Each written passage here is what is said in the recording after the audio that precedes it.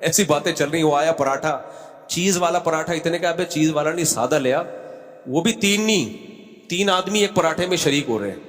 باتیں کیا ہو رہی ہیں, 1.5 کروڑ 2 کروڑ سے نہیں 3 کروڑ سے. آخر میں پیسے مانگنے آیا تو پیسے ہی نہیں نکل رہے جیب سے. وہ کہہ رہے تم کم وقت باتیں تو 3 کروڑ 4 کروڑ 18 کروڑ کی کر رہے.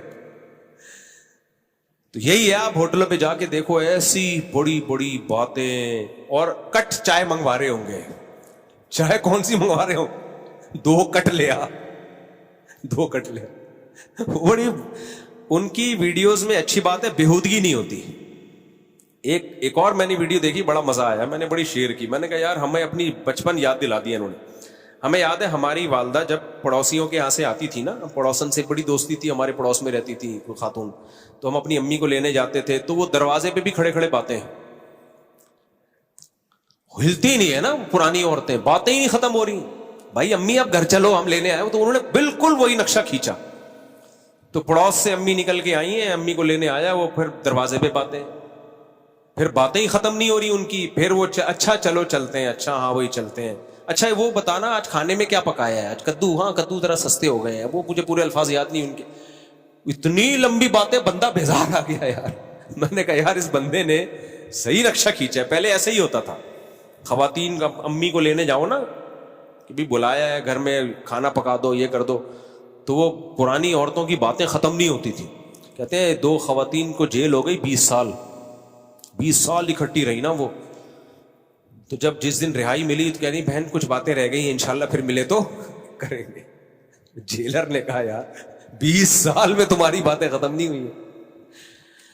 تو بڑا اچھا ہو رہا, اس میں بے حیائی نہیں ہے, بےہودگی نہیں ہے. مجھے انہوں نے کوئی پیسے نہیں دیے.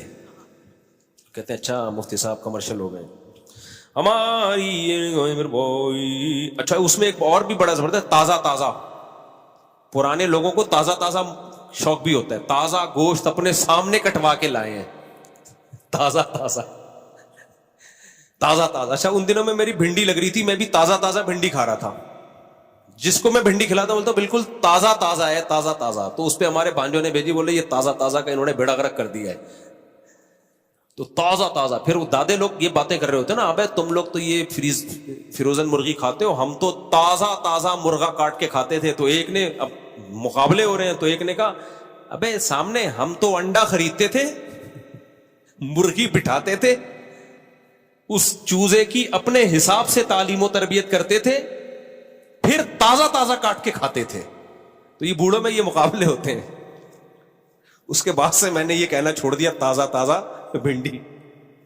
لیکن ہماری بھنڈی آرگینک تھی, وہ واقعی تازہ تھی. اچھا میرے بھائی, بیماری کا علاج اللہ کی طرف سے, اس پر یقین کرنا ضروری ہے. وہ کافر ہو جائے گا, مجبوری ہے یار, قریب کا ہے, افسوس ہو رہا ہے. بیماری کا علاج آپ صلی اللہ علیہ وسلم نے بتایا اللہ تعالیٰ کی طرف سے, اور اس پر یقین کرنا ضروری ہے. جو انکار کرے گا وہ کافر ہو جائے گا. جیسے شہد میں شفا ہے. میری خالہ کی بیٹی ہے, والدین میری شادی کرنا چاہتے ہیں, لیکن مجھے بیماری کا شادی سے کیا تعلق ہو گیا, لیکن مجھے 10% بھی دل مائل نہیں ہے اس کی طرف, کیا کروں؟ والدین کہتے ہیں تمہاری بہن کی شادی ہم نے اپنی پسند سے کی ہے, تو تم کیوں نہیں مانتے؟ 2 الگ الگ سوال ہیں جن کو ایڈمٹ کر دیا انہوں نے. بھائی بیماری اور علاج دونوں اللہ کی طرف سے ہیں, لیکن اسباب اللہ نے ہی پیدا کیے ہیں نا, تو اللہ ہی ہمیں حکم دیتا ہے اسباب اختیار کرو. نظر کس پہ رکھو؟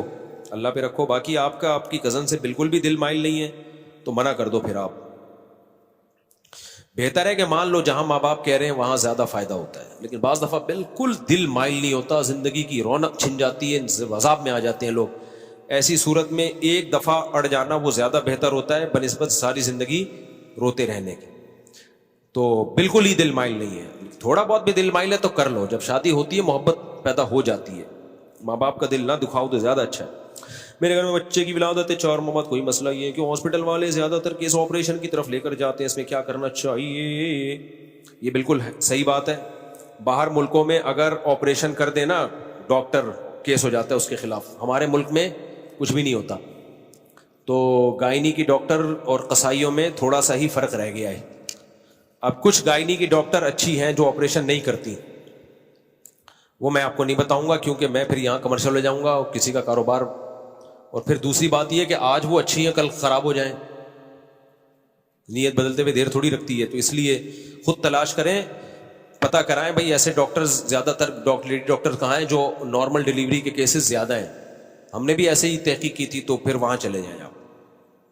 میرے ساتھ تو ایسا ہوا تھا جب ابھی تو 19 تھے نا, الحمدللہ 19 اللہ کا شکر ہے کمپلیٹ ہو گئے. جب 17واں کی بات چل رہی تھی تو میں یورپ میں تھا, تو لیڈی ڈاکٹر نے کہا تھا 100% آپریشن ہے. تو ہمارے گھر والوں نے ہمت کی, ہم نے کہا نہیں. تو عین وقت پہ میری ساس بھی تھیں اور بھی رشتہ دار خواتین تھیں, انہوں نے ہاسپٹل چینج کیا, الحمدللہ نارمل ڈیلیوری ہو گئی. ہمارے سامنے تو خود بھگتے ہوئے ہیں بھائی ہم, اور دوستوں کے بھی بہت کیس ہیں. تو اب آدمی ڈاکٹر سے لڑ نہیں سکتا اس موقع پہ, کیونکہ بعض جینین کیس بھی ہوتے ہیں, واقعی وہ آپریشن کی ضرورت ہوتی ہے, اس میں بچے کا مرنے کا خطرہ ہوتا ہے یا ماں کے مرنے کا, لیکن ایسے 1000 میں ایک ہوتے ہیں. تو اب آپ ان 1000 میں ہیں یا نہیں ہے, تو اس کا طریقہ یہ نہیں ہے کہ عین وقت پہ آپ ڈاکٹر سے لڑیں, بلکہ شروع میں ہی ایسی لیڈی ڈاکٹر کا انتخاب کریں جس کے بارے میں آپ کو پتا ہو کہ ان کے ہاں 99% کیس نارمل ہوتے ہیں. تو ایسی کلینک یہاں بھی ہے, گلشن اقبال میں کلینک ہے, ادھر بھی ہے, یہاں پہ ڈسکو موڑ سے آگے ایک ہاسپٹل ہے ادھر بھی ہے. تو اس طرح کی کوئی ڈاکٹر دیکھ لیں, آپ خود ہی تلاش کریں, تو امید ہے کہ انشاءاللہ نارمل. آپریشن سے بچے کے نقصانات بہت ہیں. ابھی کل بھی ایک لیڈی ڈاکٹر کا بڑا اچھا ایک بیان آیا ہے, اس کی ایک پوڈ کاسٹ ہے, اس میں اس نے کہا جو بچہ نارمل ڈیلیوری سے ہوتا ہے وہ اسٹریس برداشت کرتا ہے, اس کے لنگس مضبوط ہوتے ہیں, اور جو آپریشن سے ہوتا ہے اس بچے کے لنگس کمزور ہونے کا خطرہ ہوتا ہے.